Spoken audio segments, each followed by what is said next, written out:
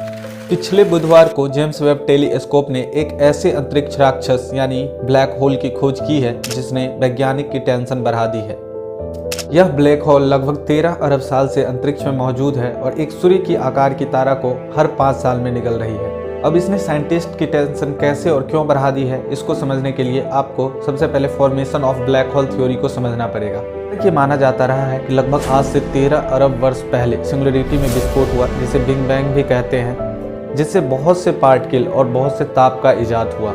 फिर due to high temperature and friction ये particle आपस में चिपकते गए और केंद्र में चले गए, जिससे निर्माण हुआ एक तारा का। लेकिन जो पार्टिकल केंद्र में नहीं जा सका उसने ग्रहों की रूप ले ली।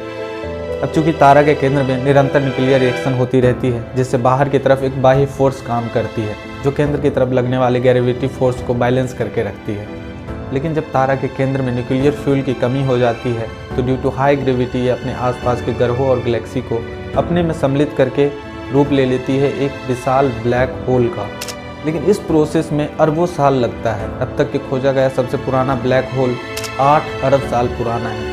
अब ऐसे में बिग बैंग के इक्विवेलेंट समय का ब्लैक होल का मिलना इस पूरे के पूरे थ्योरी पे ही प्रश्न लगाती है। तो क्या ज्योग्राफी में एक और परिभाषा बदलने वाला है? क्योंकि ये पहली बार नहीं होगा, इससे पहले भी फॉर्मेशन ऑफ गैलेक्सी को लेकर के कई परिभाषाएं बदली जा चुकी हैं।